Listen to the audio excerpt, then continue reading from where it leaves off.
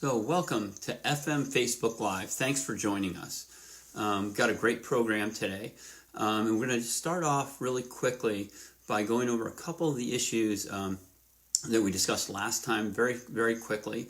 Just to remind you that the two most valuable things that you will ever possess are your ideas and your time to carry them out.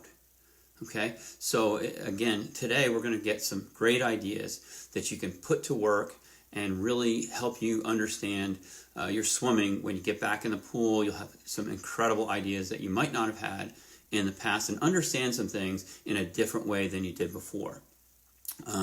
So in case you haven't been able to get on our FM Discovery Center, I just want to take a quick moment here for anybody that gets a chance to do that. Last time we discussed a little bit about defining confidence, and we're talking about the MindWorks brain.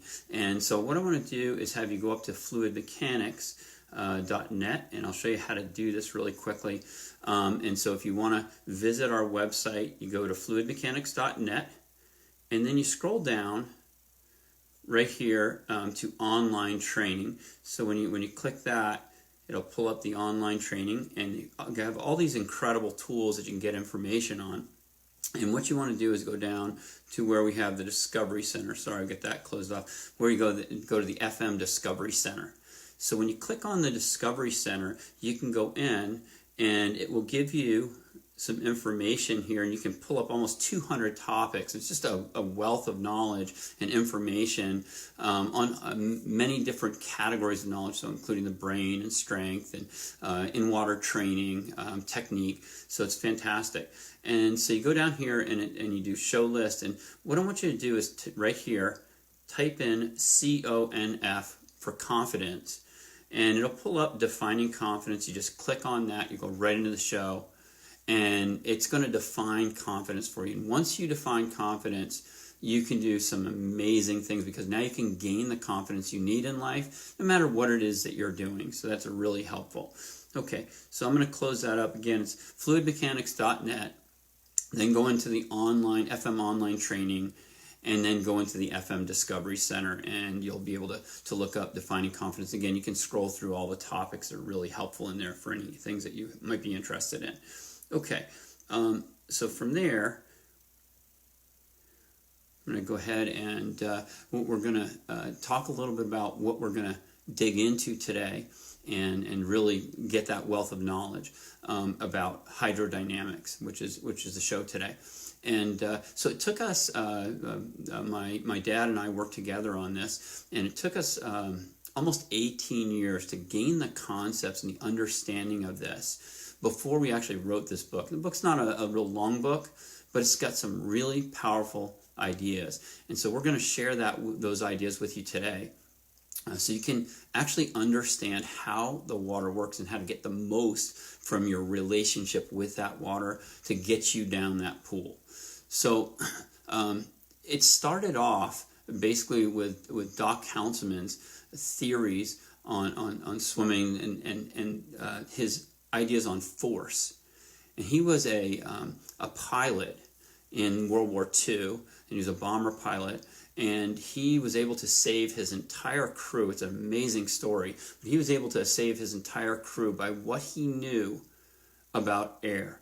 And so he learned a lot about it. So when he saw swimmers later, when he came back from the war, and he had saved his whole crew, and like I said, behind enemy lines, and he was amazing. They all risked their lives because of what he knew. When he came back, he was able to really talk about swimming from a different standpoint than he looked at it before. So he looked at you swimming as almost like you're in the air, like you're flying. But it's obviously a thicker substance, the water. And so the properties have a lot of cross learning that they can use between hydrodynamics and aerodynamics. And again, he was able to really understand that well and bring it back, and that was one of the major parts of his success. And so one of the things that he presented, he had 2 discoveries of the decade, and one of those discoveries of the decade was acceleration. So that means it's the best discovery in swimming, in the world of swimming, right, in 10 years. So he was awarded that twice. And one of them was the Bernoulli's impact, or the Bernoulli's effect, and how, or principle, and how that affects us in swimming. And we'll save that for another day. But this one, it was about acceleration. And so the acceleration, and they gave him the best discovery in swimming in the world that year. And I think it probably wasn't just the best discovery in swimming. I think they got it wrong. I think it was the best discovery in sport. So, right, so because you accelerate if you're throwing something, if you're leaping, if you're when you're pushing off the water, you're pushing off the ground when you're running, things like that. So it's a phenomenal discovery. But what we found with this aspect that we're going to be talking about today, which is not heavily based on acceleration, but without this, in swimming, acceleration doesn't matter. So this is a really important aspect. So if you don't have traction on the water, and you don't gain that traction, you're not going to have movement forward even if you do accelerate. It would be like slipping or running on the ice. And if you didn't get any traction, you wouldn't go anywhere. So this helps you understand. Now, it's referred commonly to, in the swimming world, the general topic. You're going to hear it a lot. And people don't a lot of times know exactly what they're saying, but they'll refer to it as the feel for the water. But then they don't define the feel for the water. They don't go any further. They just say, oh, this swimmer has the feel for the water, and this one doesn't, and that's why one is more talented and one isn't. Actually, we saw that recently in a major website that offers information to the swimming world, and they said you can't define the feel for the water. Well, we're going to not only define it today, we're going to help you understand it, and you'll understand why people think you can't define it. So let's go ahead, and I think now, again, with this type of topic, there's never been, again, a better time to learn about this type of information than now. When you're out of the pool and you have that urge to get back in the pool, and let's go back in with these great ideas that can help us for the rest of our career. And this would then be a time that's almost a blessing to us to have had this time to learn. Okay, so let's go ahead. We're going to go on to hydrodynamics. And just very quickly, you're going to be able to see in the background, you can see the pressure fields that the avatar is pushing off of using his arms, and you can see him lying on what's called the bed here. And up here we have what's called the cradle. So the face is in the cradle, the body's lying in the bed, and you can see these pressure fields that this avatar is pushing off of. Now, really important, a couple sessions ago we went over force, and you can see also the force line. So this is an integrated picture, which includes structure, hydrodynamics. It also includes your, if this makes sense, it's including your force from last time, and it also includes timing. So you can see all these different dimensions. This is a blended picture. And so we're going to go take one specific aspect. So we're going to head over to that right now.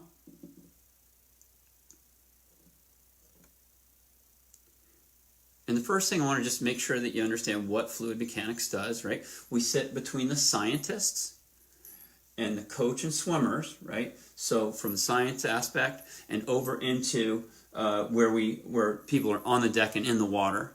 And what our job is to do is to help the science get down onto the pool deck and into the water with the swimmer who needs to use it, right? So we don't coach.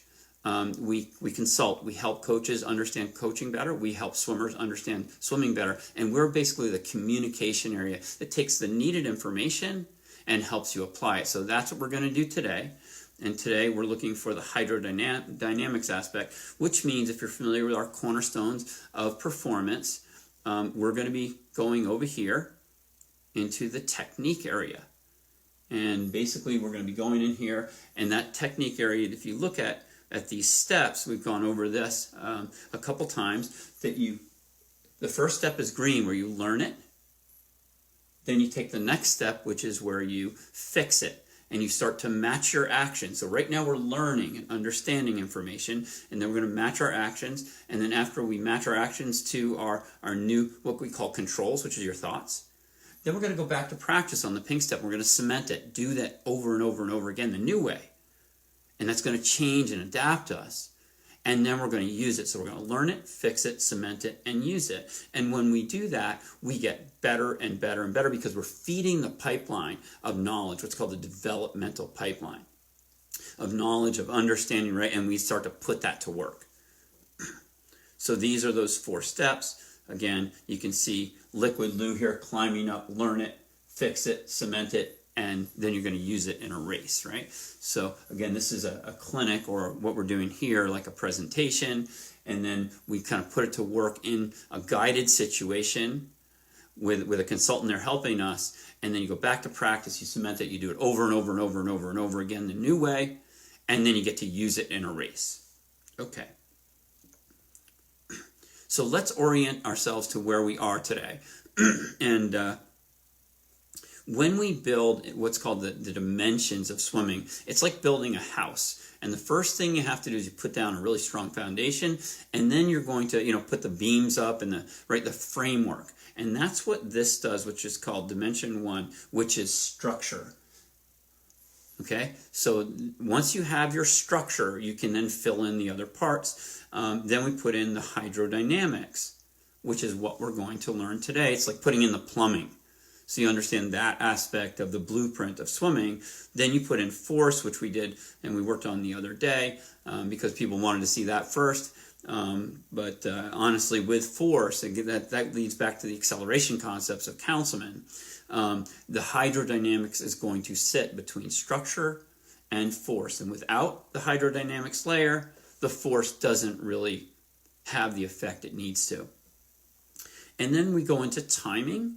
And that's when one arm is in one place and the other arm is in the other place, and that's a timing and how that works together. And then we blend it, which is what that picture was that you saw. It was kind of a blended picture of everything working together and interrelating, so you can synergize or put together, right? What it is that you're trying to envision. So you can see the whole thing, the whole picture.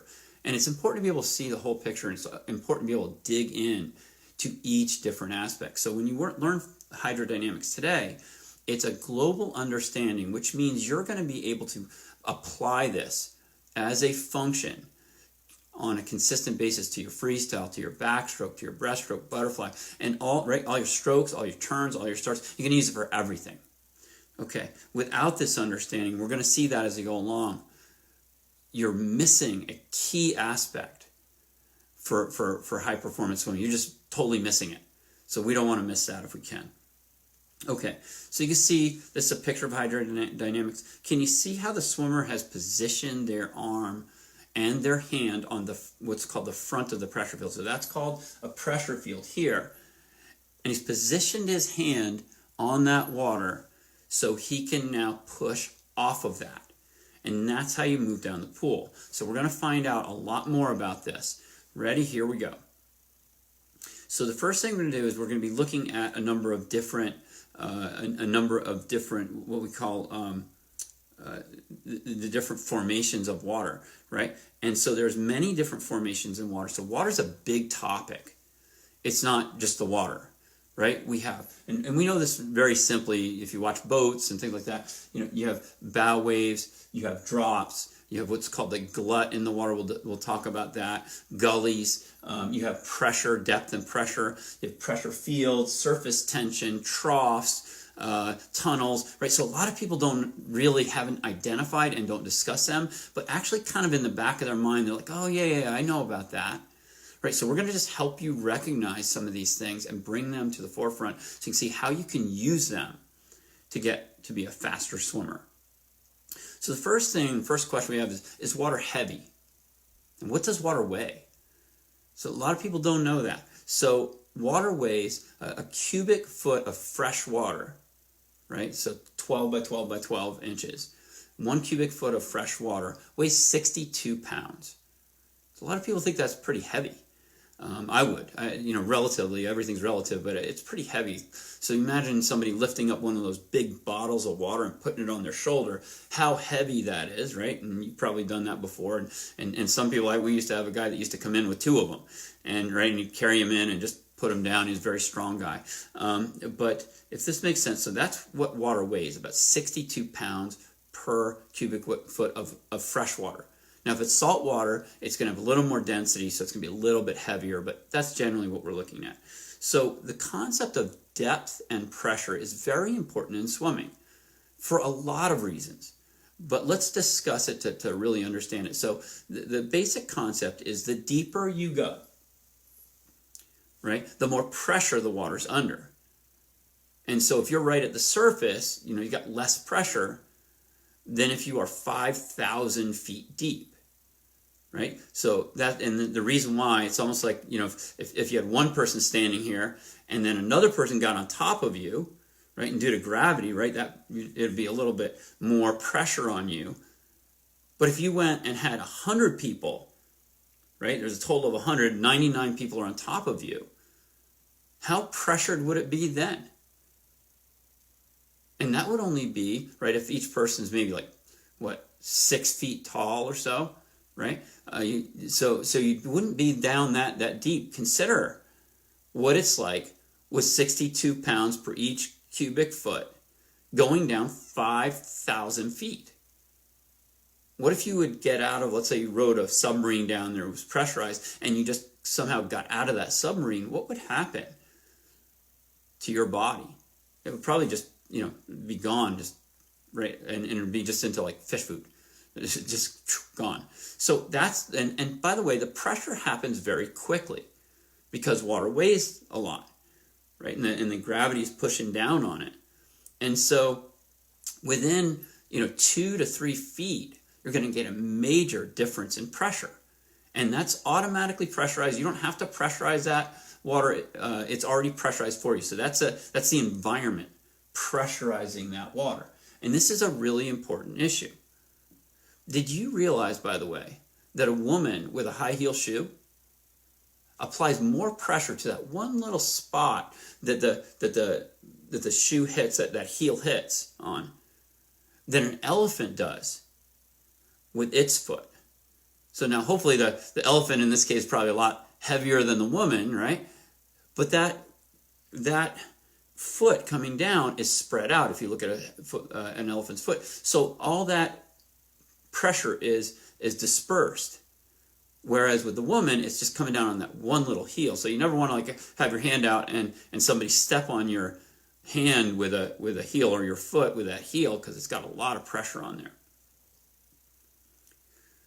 So we're going to be discussing pretty heavily surface tension. Now, surface tension, right here, is the retaining force that holds liquid together when you fill up the glass a little bit too much, especially like in milk, right? Because it's got almost like a little membrane on top of it. So you can fill it up a little too much and it'll still stay in that cup because of that surface tension. But if you get a little too much, then boom, it'll go over and the surface tension will break, and because there's too much pressure in there, right? Pushing outward.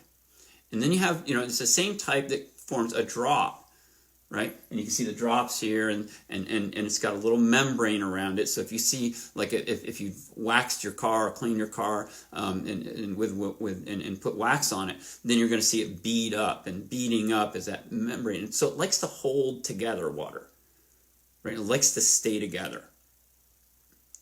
And you could further experience if this makes sense, you can further experience that surface tension if you, and a lot of times I used to ask people, have you ever washed the dishes? And you get, oh yeah. And nowadays maybe everybody's got a dishwasher, but if you take a plate and you're fill up the sink a little bit, you take a plate and you slide it under and you lift it up like this one here, and you're lifting it up and you feel it like that. That's surface tension at work, and it's trying to retain its shape and not allow anything through it.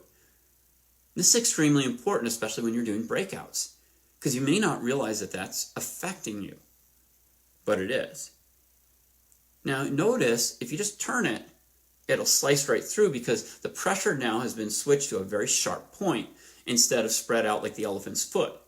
So it's more now like the woman's high heel that we're talking about. Now, one time years ago, and I got these pictures here to kind of describe it, I had a very interesting experience with the surface tension. So I was in Indiana, and we had the #1 diving coach in the world there. Now, I was never a good diver, and he would definitely tell you that. But I went up on the he said actually I was the most uncoordinated person he ever gave an A to. Which was very funny, but you'll understand why on this case. So I went up on the 5-meter platform, and so that's pretty high, right? And he taught me to do a flip and a half. So if I took this pencil, right, he taught me to do a flip and a half, right? But I learned to do a flip and a quarter. You can imagine from 5 meters, right, falling down, and I landed exactly flat, which you can see in this picture. And you can't imagine the pain, right? And I actually didn't pass through the surface. I actually bounced. So flat, bam, like this. Came down, didn't change my angle, hit again, bounced a second time. Now you know I really hit hard, right? Came down, hit, and just sank in the water. Oh my gosh, that was amazing. The redness, the sound, the pain that goes with it was incredible. And some of you probably have done some belly flops. So I did a belly flop from 5 meters, not wanting to, but 5 meters up. Now, he said, John, that was amazing. I'm sure he had a great time doing that. But then he says, okay, why don't we, right, go back up and let's do it again, but better. I like the but better. So I did, again, in this case, a flip and a quarter plus a little. And as soon as I got plus a little, the water let me right in. So it went from totally, almost like cement, landing flat on cement from 5, because it bounced me, right? It was totally unforgiving. Now to actually letting me pass through and cut through that surface. So the pain wasn't there and anything else, I was fine. So how powerful is water to just totally reject someone from coming through it? So my next question is, can people walk on the water if it's that, right? And as far as I know, we can't walk on the water. And if that's the case, why not? And the reason why is the object above the surface, let's say this was a person, I know it's a mechanical pencil, but let's say that, right? And they apply that pressure to the water, and you see the problem, I'm guessing right now, is that you have that sharp edge, right? And if the angle is different, possibly, but since it's like this, there's more pressure being put right through gravity downward in that direction, so it goes through the surface of the water. And if that makes sense to you, that's why you'd sink through there, let's talk about water skiing. Because that's a scenario when somebody's actually standing on the water. And what's the difference between just walking off the pool deck into the water, where you don't get held up by that surface tension, and actually water skiing?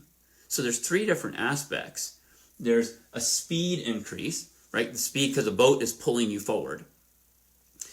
There are the skis, and what does that do? That basically, right, distributes that right? It distributes that downward pressure into a greater surface, so it doesn't allow you through. And then the angle, because if you went in the wrong angle, right, if you went in the wrong angle, again, you cut back through because you have that pressure down here again in that one spot. So you're trying to distribute the pressure so there's not too much pressure in any one spot, which is why if the elephant is so heavy, it needs to have that spread out. Otherwise, it would go through, right? If it had pointy feet, like maybe like more like a deer or something like that with all that weight on it, it would just go down, and it would have a very tough time actually staying above, like any type of wet ground or anything like that. Would be very difficult.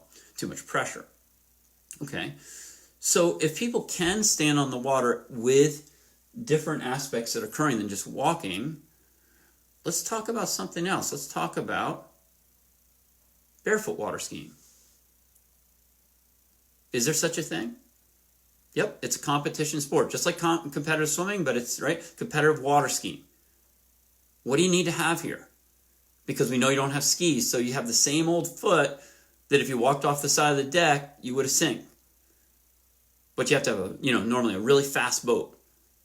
And you've got to have a really good water skier because they have to find an angle that's acceptable to that water to hold up, right? And they've got to have the speed so you don't stay in that one spot too long. Right? So that the gravity can't have at you, right? As you're going along like this, it's hard for it to get a hold of you, and it's not pushing down on that spot and continuing that pressure, so you're moving across like this. And if you have those two things in place, the great water skier and the fast boat, and they get the right angle, right? That right angle. Because in a shorter distance, you haven't distributed the pressure. There's a lot of pressure still there, right? Because you don't have this. And so if that makes sense, that's a really important aspect of you being able to stay up. And if you get those two, you have somebody actually stand right on top. In fact, they not only can stand up on top of it, they can leap off of it, which puts an additional pressure when you put that force on. They can leap off of it, go into the air, and if they come back down and they get the right angle, boom, they'll go right back up. And if they don't, boom, right down in the water. So then they wouldn't be able to just stay up there. Now my question is, right, and even if you had it doesn't matter the weight so much either, and we'll learn about that in a moment, but it's even a 350-pound person could leap off that water if they were right and come back down, and if they get that right angle, they're great, and if they don't, right back down. So the water does very similar to what it did with me, which is it'll hold you up, or it'll let you through. It's very forgiving, or it can be very supportive. We need to know those things because our environment as high-performance swimmers, our environment is water. If we don't understand the properties of water, we're going to get into an area where swimmers do know that. How do I know? Because I'm teaching you right now. That means, and there's lots of people on. So if they're watching, they're learning this. And that means you're going to compete against them because the better swimmers are going to be the ones in the future, are going to be the ones that know this. And they understand their brain. We're just getting started in swimming. We think that we're super fast. We've got, 50 frees at 17 seconds, things like that. We're just getting started. Imagine when people understand how their brain works. Imagine when they understand water. Imagine when they understand force, timing, and they're all and masses of people understand this and what they're able to do with that. So you're just getting that information ahead of them. Okay, so when we break down, we look at, we're looking at a pressure field. We now want to look at, there's a top, a front, right? So here's the top, and then here's the front over here, right over on this side. The back is where I'm coming from. So it's like an object, right? We consider it an object, right? And so it's got a top, a front, a back, and a bottom, a left side and a right side. Right? And that pressure field and how much pressure that's returned back to you from what you, that object returns back to you, called a pressure field reaction force, which you can go also on the Discovery Center and just put in pressure field reaction force, and there's a video on that. It's fantastic. It'll really help you understand it. So the question is can a water skier manipulate their relationship to this pressure field? First of all, if they're up, what border are they standing on? We know they're not standing on the back or the bottom, right? They're standing right on top. And so they're standing on top of that like this, and that's what's making them hold up. Right? They've got that relationship with the top. The question is, can they build a relationship with something other than the top? And we know they can because they can turn. Right? So that they now turn this way or that way, right? And then they're now on the top left or the top right or the top back or the top front, right? And that's how they manipulate it. And we know then they can not only do that, but they can leap off of them, right? So they can turn, they can leap, they can do all kinds of things. They can manipulate their relationship with that object that they created, because without the foot on there, or the ski on there, building that relationship. And if it was just gone, there wouldn't be a pressure field. So the pressure field comes from within you. Now, how would you be able to build a pressure field and manipulate it and use it if you didn't know that it came from within you? So this is very important to recognize, because if you're going to build pressure fields, if you're going to push off of those pressure fields, you need to know that you're responsible for that relationship occurring. Okay, so let's look. Actually, you felt a pressure field before. You were doing something you weren't supposed to. Right? Your mom's in the car, you're in the car riding, right? She's driving along, and you got your hand right where it's not supposed to be, right out the window there, right? And you're flying your hand like this, right? And again, that's very unsafe, so please don't do it. But most likely, many of you have done something that you're not supposed to like that, right? And you're flying that hand, and then you go like this. And you realize when you're doing that, it's a lot more pressure, right? And then you kind of fly the hand again. Now, all of a sudden, mom's going down driving, and she forgot little Johnny at the store. So she turns around, goes the other way, and she's driving like 70 miles an hour, right? You still got your hand out the window like this. How pressureful is that? It's going to be hard to even get your hand back in sometime, right? She's going down so fast. So again, we don't want to really do that. That's dangerous, right? You can get your arm hurt doing that. But just important to understand that you probably felt that before. But that's air. And air is 800 times less dense than water. Let's give you a different scenario. You don't live where you live today. You live on an island. And mom doesn't drive a van. She drives a boat. And you're going along, and you got your hand out the window. Oh, no window. You got your hand in the water. And mom's driving you into school, and you're late. This is 800 times as dense. Remember how heavy it was before? Now you got your hand in the water. It's 800 times more dense. If mom steps on it and you're going 70 miles an hour, what's the chance your arm is going to stay attached to your body? That's how pressureful water is. But not really. It's much more pressureful than that. Look what the water can hold up. What kind of pressure are we talking about here when we can, right, put an aircraft carrier or something like that has a whole city pretty much inside it? And how fast? Look across your mind. You can see this aircraft carrier. Let's look across the water in your mind. You see that aircraft carrier? How fast does it have to be moving to stay up? Because, right, we were talking about speed as being one of the factors in water skiing. That's right. It doesn't have to move at all. It could just sit there. It can just sit there. So then speed, in some ways, is one of the factors, but doesn't have to be a factor. It's angle. How important is angle? Right, so remember back here,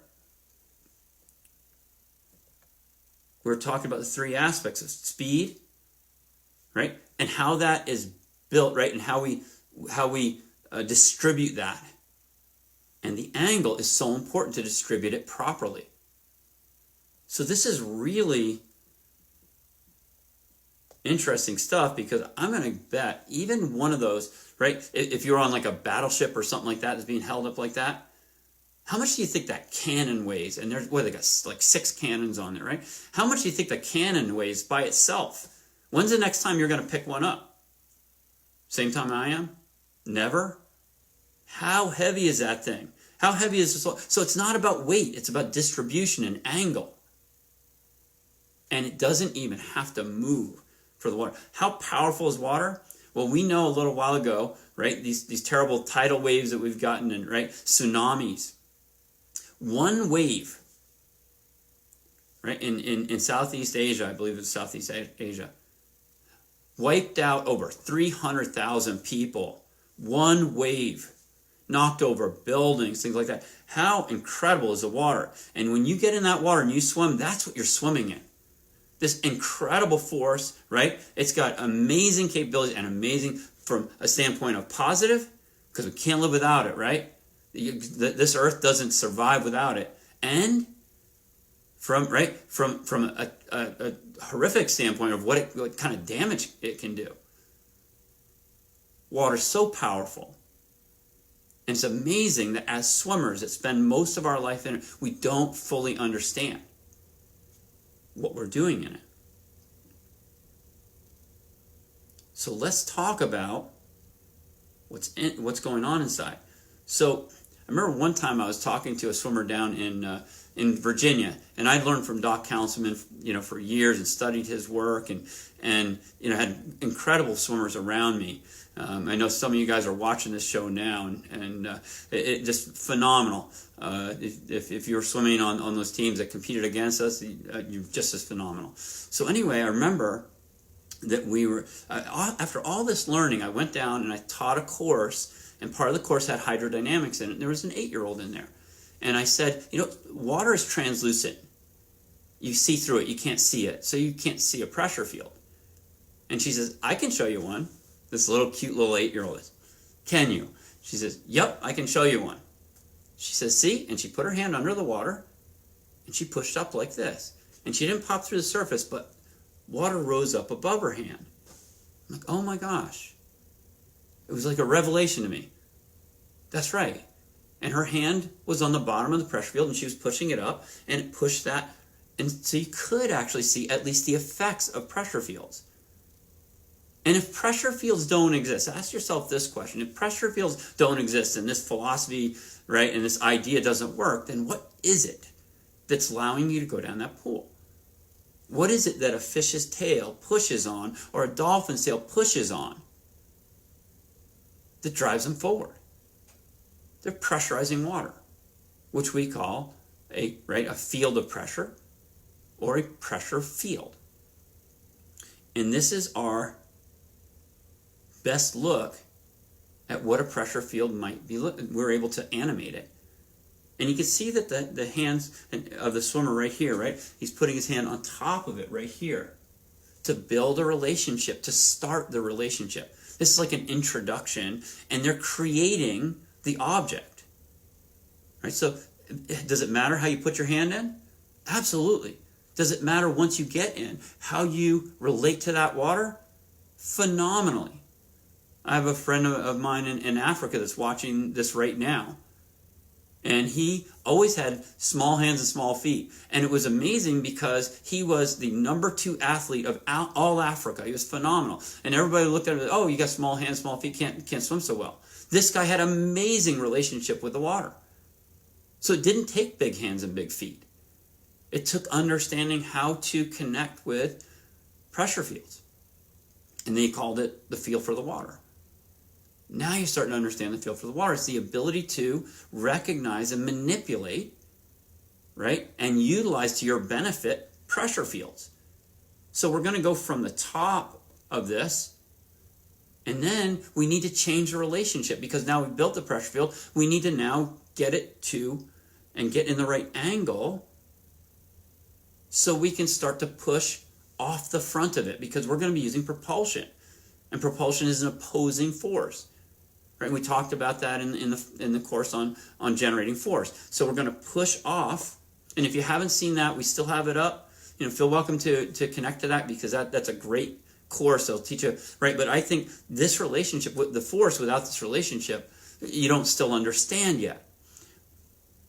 This is like a major issue in the relationship. So, right? So here you can see what we call blade 1 or propeller 1, and this is the blade of propeller 1 is getting on the front. Here's propeller 2, and that's why they can call it high elbow or whatever right here, right? We call that the paddle, building the paddle, and you're getting on the front of that pressure field with not only paddle 1, which is the hand, but also with paddle 2, which is the forearm. And it's the palm of the forearm, the palm of the hand. Right? You have a whole palm system all over your body. Right? You have a palm of your upper arm. You have a palm, right? Your chest is a palm to your back. It's actually a different form of skin. Take a look at your hands right now. Take a look at the back of the hand. I think mine's getting wrinkles now. I'm getting old. Right? But the back of the hand has very different skin than the front. And the same thing with, right, if you look at the forearm versus the back of the arm, right? And you look at the skin on the back of on your back, and right, and your legs, actually the soles of your feet are a palm. So you have a whole palm system. We're going to use this palm system, right, on the pressure fields. So you can see them kind of going from, step 1, step 2, step 3, right? And down here, this is interesting. So does it matter? Take a look at that hand. That hand is a mess because it's going to start to slip under the pressure field. And it's going to cut through and slice. Now, as we mentioned, water is 800 times more dense than air. So how you enter the water, if you bring in air, what's going to happen is you're going to infuse the water in the pressure fields with air. And therefore it's not, if that makes sense, it's not as solid. So when you bring in there's a lot of thrashing and a lot of air brought in, and you're not swimming efficiently, right? And efficiently means like how many strokes you take. But effectiveness sits underneath efficiency to determine the hydrodynamics principles, right, that you're using, right? So it's just how many strokes you take down the pool, but then that's an easy way to measure efficiency. But effectiveness is how you make those relationships, right? It's all the things that cause efficiency. It's about the force, all the things that you do in regards to acceleration and driving yourself and your intent. Do you intend to, once you put on that force, do you intend to ride down that pool before you take the next stroke? Right, so it has all to do with this traction that you need to get. So if you see the foot out of the water, and when it comes back through that surface, what's it bring with it? And if you watch video of swimmers, you can tell all the time the ones that put their hand in and that cloud of cloud of air that's in there, then they'll start to pull back on, and that air will stay with their hands most of the time. Unless they find a way to get away from it, that air is going to stay right under that hand, and you're putting, the integrity of the pressure field has now been affected and impacted because you brought that air in. So how you move your bones and how they relate to the water is extremely important. That's why technique, which is how you move your skeletal system, right? That's why that is so important to understand and get the proper technique. I don't really like the word because there's variations of how each body type and each skeletal type should actually move in that water. It should be cut to you if you're a high performance swimmer. You want a generic to start with, and then you need to cut it to your body type. Okay. So now in here, right, this is where you're making, it's a 3, and I think we've added even a 4th one here. There's making pressure fields, there's manipulating pressure fields, and then there's pushing off pressure fields. But there's something additional that I'll show you right here. So right here, right, you're creating that pressure field like we talked about, and then you're manipulating to the front of the pressure field so you can push off of it. You see how I was kind of tilting it at first and then getting around to the front of it. And then see him right here? Got it. He's on the front of it with blade 1 and blade 2, blade 1 and blade 2. And then now he's going to, instead of just push off, you're not ready to push off yet. Right now you're going to push on the pressure field. You're going to push on the front of the pressure field, and you're going to start to move forward. But you're not going to move nearly as far forward as when you push off the pressure field. Now, when you push off the pressure field, you're going to use your triceps. So that tells us a lot about what's going to happen in strength and what types of exercises you need to be doing, which you can be doing now while you're out of the pool. Tricep push-ups, huge for swimmers because look, and if you're going to swim in America, for instance, you're going to swim more freestyle than anything else, no matter what. Right? That even if you're a breaststroke or a backstroke, it doesn't matter because we're going to get the most yardage. We're notoriously yard counters, right, as coaches. And so what happens is, you get the most yardage if you're swimming freestyle. So you're going to swim a lot of freestyle, no matter what your specialty stroke is. And so and you're going to use that tricep, but you're also going to use your tricep in your backstroke. You're going to use your tricep in your butterfly. And you're going to use your tricep in the breaststroke when you reach your arms forward. So these are really big deals. So you want to be doing tricep push-ups. There's lots of different forms of push-ups, but tricep push-ups, great exercise for swimmers usually. Okay, and then here, right? You're going to push off of that and drive yourself down that pool.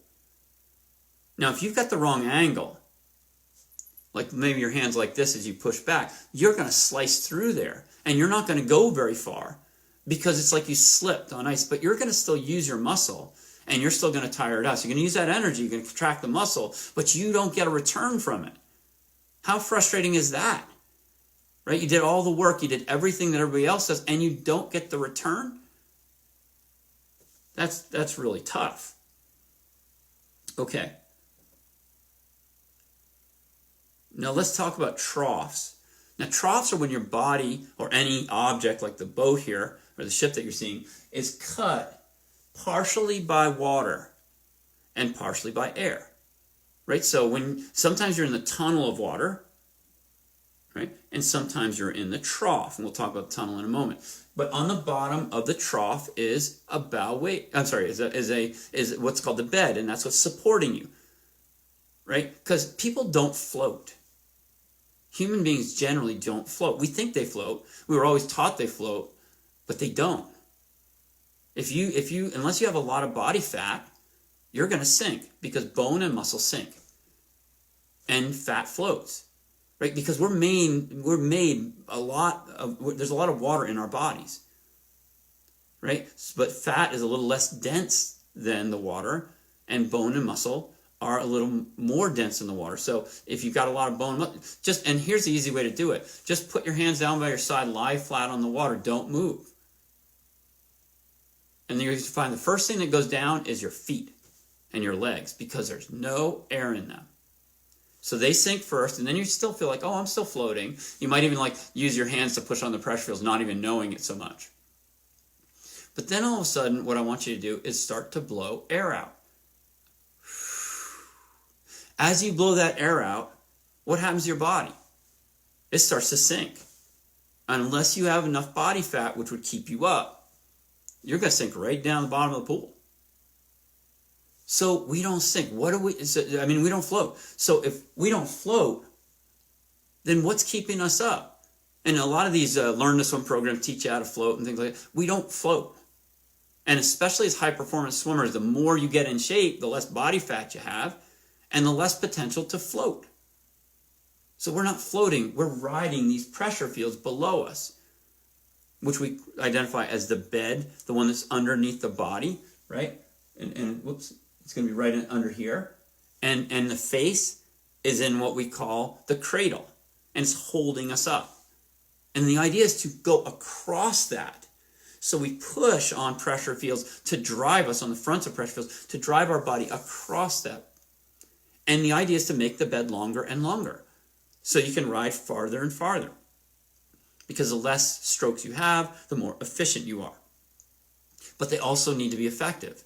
Because if they're not effective, then you're not moving very fast and you won't win many races. If you're just swimming, long, easy strokes, you're going to have to kind of really put in a lot of effort, obviously, to be a great swimmer. Okay, and this is a bow wave up here. We've all seen it if you've ever ridden in a boat or watched a boat, right? And you get the bow wave up in front. Because we're like a lot like a I would say like a snowplow, and we're pushing it up in front of us, right? And because our head's not pointed, we're just pushing that ahead of us like this. And so as you're pushing that ahead of us, and it keeps going forward, right?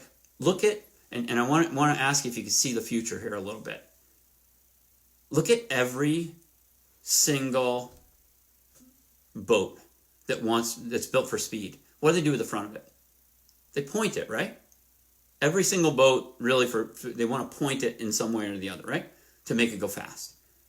How about every airplane? What do they do if they want a lot of speed out of it? They streamline it, they point it, right? Do you see the future? What are people going to be wearing on their heads? Right? Because we don't have a pointed head. And the water's hitting that. You see the caps? And you'll slice through the water.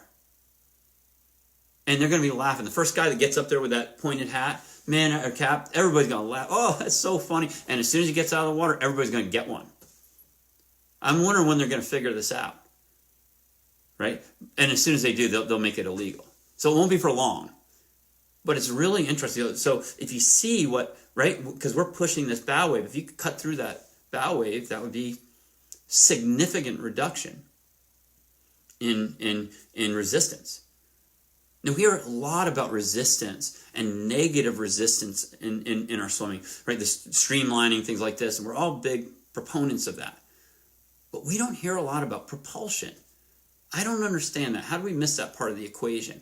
We hear lots and lots of talk about being less resistant. What about the positive resistance? Positive resistance is between, right, where your hand and the pressure field are meeting, right, and it's helping you gain, right? It's like good debt and bad debt. Good debt or bad debt makes you poor, and good debt makes you rich, right?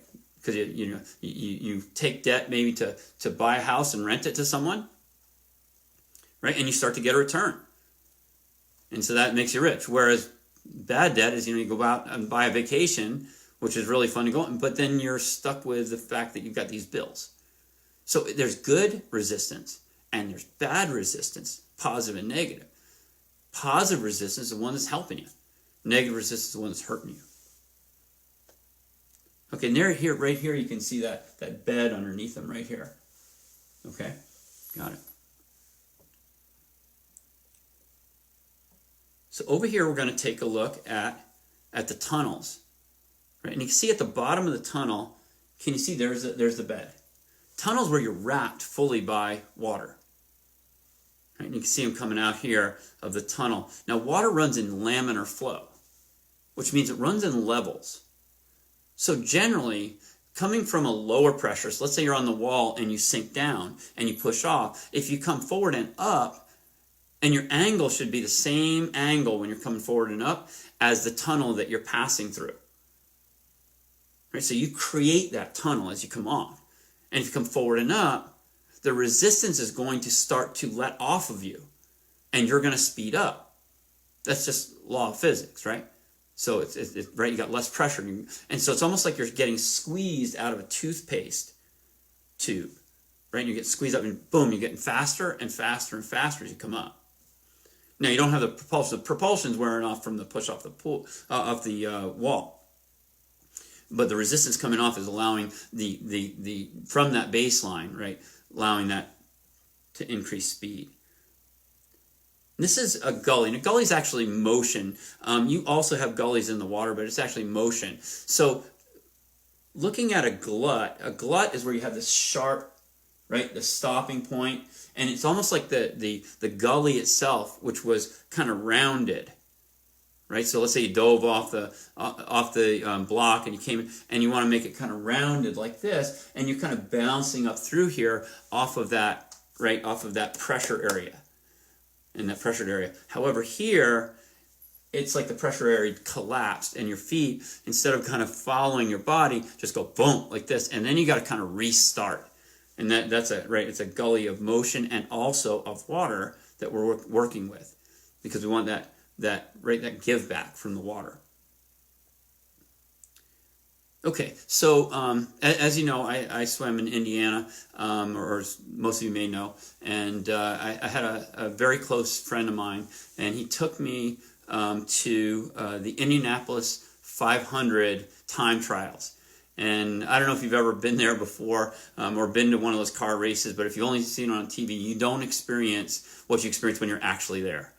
And the sound of these cars going down. We're just watching the time trial, so there wasn't a lot of cars, just one. It was deafening. It's amazing to hear how fast these and the sound that generates. So this guy that we were watching, I remember we were in there, and it was just a couple of these guys were just getting ready actually for the time trials. And so we're there, and this guy's going around, and he's pacing himself. And at the time, this is probably not as fast nowadays, but I was turned to my friend and I said, "Hey, Jim." And he says, "Yeah, John." And we're screaming because it's so loud. And I said, "How fast is that guy going?" And he says, 214 miles an hour. And I said, "He's that close to the wall." He was maybe an inch away from the wall. He's going 214 miles an hour. How much room Is he leaving himself for error? An inch at 214 miles an hour. How do you correct? Right? And so as he's going along and he's running like that, I want to ask you, where does the rubber meet the road here?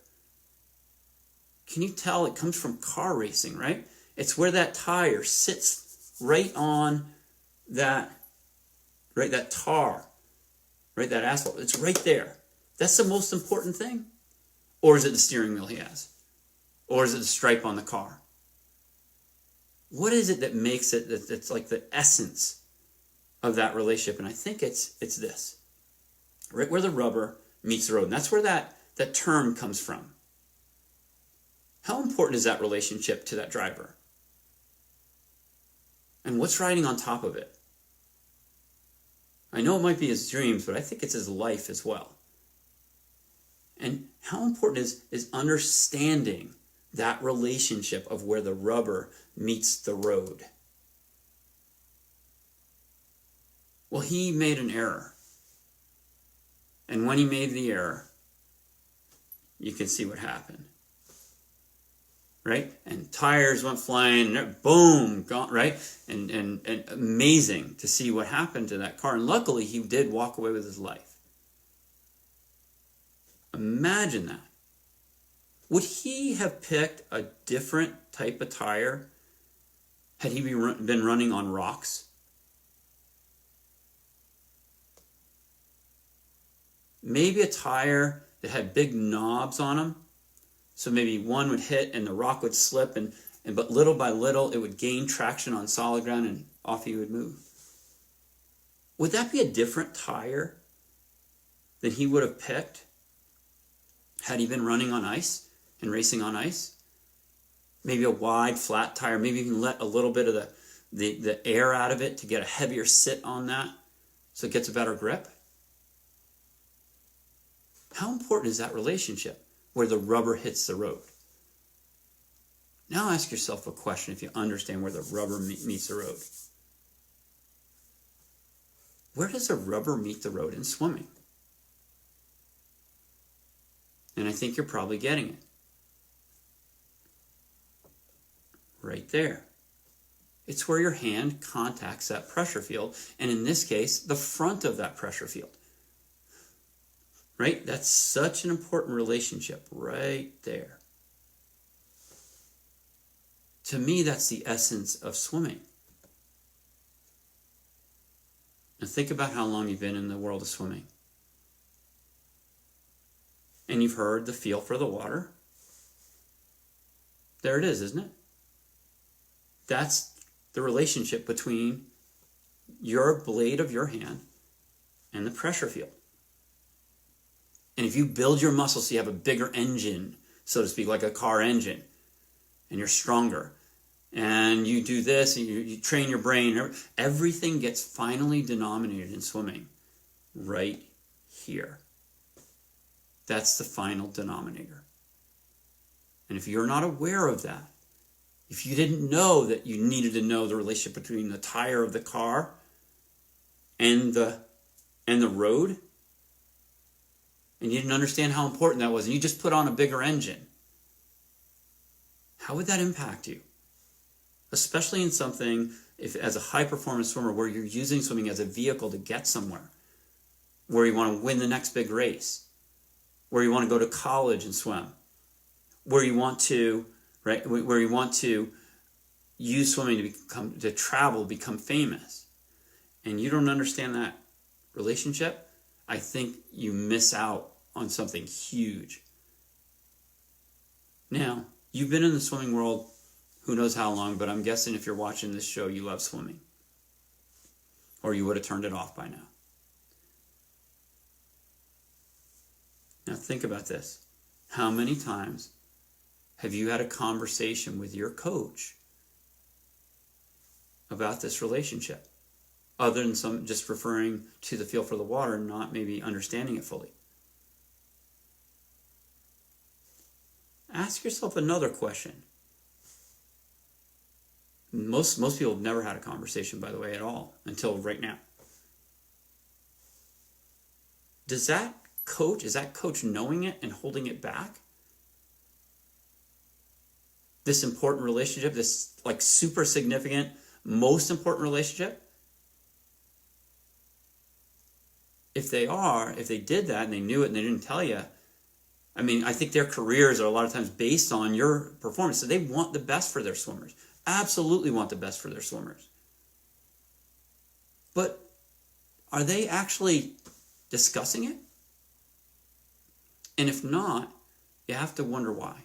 So if it's that they don't know it, that's one thing. If they know it and they're not telling you, there's something wrong, right? Because when would you introduce this to your swimmer, this concept? When would you introduce this to your swimmers? To me, I'd introduce it to them right away. I'd want them to know it because their success is based on their understanding of this. I'd teach it to them. I'd help them learn it. I'd do anything I could to make that work better. And if that makes sense right there, it's not your coach generally not wanting to tell you about it. It's probably that nobody ever brought it up to them. If they didn't bring it up to you, probably their coach didn't bring it up to them and they just never knew it. So most likely, most people have never had a conversation on this. There's your conversation. Now you know it. Now let's find out what you can do with it. Because you are so far in advance once you know this information of everyone else, you're on the search for pressure fields now, and they're not.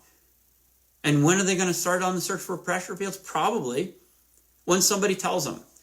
So if I were you, I would send this to as many friends as I possibly could, teammates, right? Anybody that's in the swimming world, I would want them to know this. This is huge. And not knowing it is so detrimental to a swimmer's potential. Now, on another time coming up, we're going to go over this. We don't have enough time today, but we're going to go over what's called PSD. It's another phenomenal topic that has to do with the feel for the water, right? And it's got a whole complex, or not a complex, but a whole bunch of answers beyond this for hydrodynamics. So it's an advanced portion, but it puts it into a package. Once you understand this, you can manipulate it right away. It's fantastic. But having the conversation has got to be the first starting point, if this makes sense.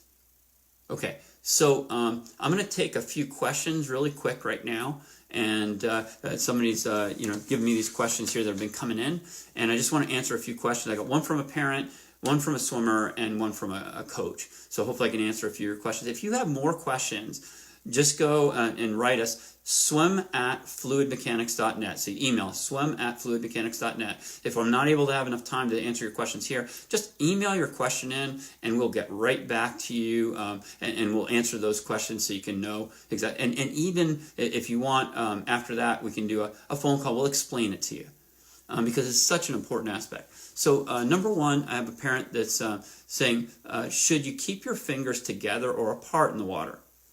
That applies definitely to hydrodynamics. Should you have your hands like this, or should you have your hands more like this, where this is the fork versus the spoon, right? And so when you do the spoon, you're going to have a smaller pressure field, but you're going to have less give to the paddle, right? If you do this and you spread it out a little bit, now you don't want to be like this, right? But if you do this, you're going to have a little bit of pressure in between your fingers. And so you get a bigger pressure field. I personally, when I swim, I keep my hands like this. Other people keep their hands like this.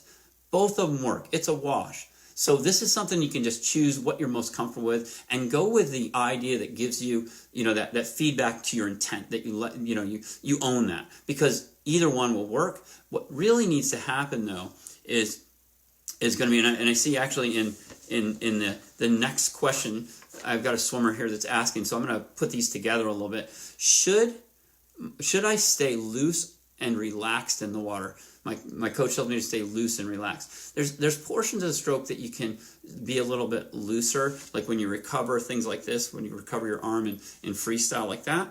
But generally, no, you're not going to be loose and relaxed. Swimmers have loose muscle, right? So their muscle is kind of a little wiggly, but that's because of the type of muscle that we build when we swim.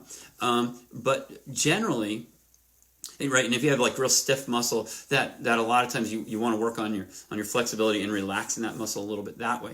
But generally, when you are working and interfacing with a pressure field, at any point, you want to be the one that's in control, and you want to be right pushing and causing that relationship. And that means, and it's really wonderful. If you ever use hand paddles, a lot of people don't know this, but hand paddles are not just for training.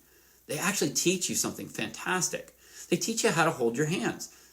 Because when you pull in the water, you get that extra pressure, right? And even when you put on a pair of paddles, you're already stiffening your hand, right? Just when you start that. So as you push on those paddles, it's actually showing you how you should interact and interface with the water.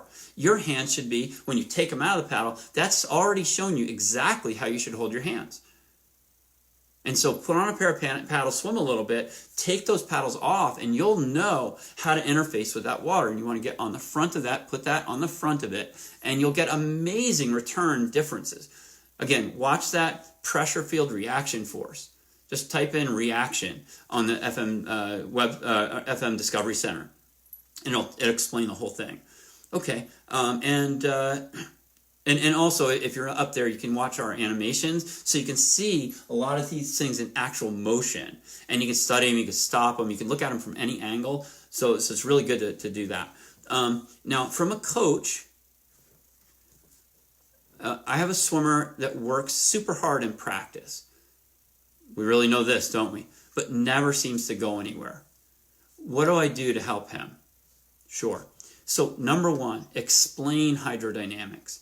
Have them watch this show, so you don't have to explain hydrodynamics, right? And then have them watch the PSD when I do that one coming up. And that'll be coming up probably in the next couple weeks watch PSD. It'll put it in a package so you can explain it really well. Then show them how to create a pressure field in the water. Okay? So what you do, remember that 8-year-old girl? Right? Show them how to do that, and then show them how to slice through the water and get them to feel the difference in pressure. And a lot of times I have them close their eyes when they do that. And then have them use their hands to push on the water, and then slice the water, and then use the hands to push off the water. So you get their feet off the bottom of the pool and have them push, right? And try to travel. So after you push, see where you can go. A lot of times I'll put them in the deep end, have their hands like this, and just try to get one push and travel all the way down to the bottom of the pool. If it's, reasonable, like 8 feet deep, 9 feet deep, something like that. Have one push and travel after that. And they'll start to get the idea, I push and then I ride. I push and then I ride. I push and then... The whole idea is to push and ride and get the return, not just work and get the return from working movement, but get the residual movement as long as it's high quality. And as long as it's high quality, you can get more quantity with it as well. Okay. Please, thank you so much for joining us. Please let us know if you like today's show and share it with your friends and teammates. Be sure to watch for our next FM Live event. It should be coming up about a week from now. I think they're going to be determined date and time. They'll let you know about that. And don't forget to visit the Discovery Center and the animations. We'll see you next time on FM Facebook Live. Thanks for joining us.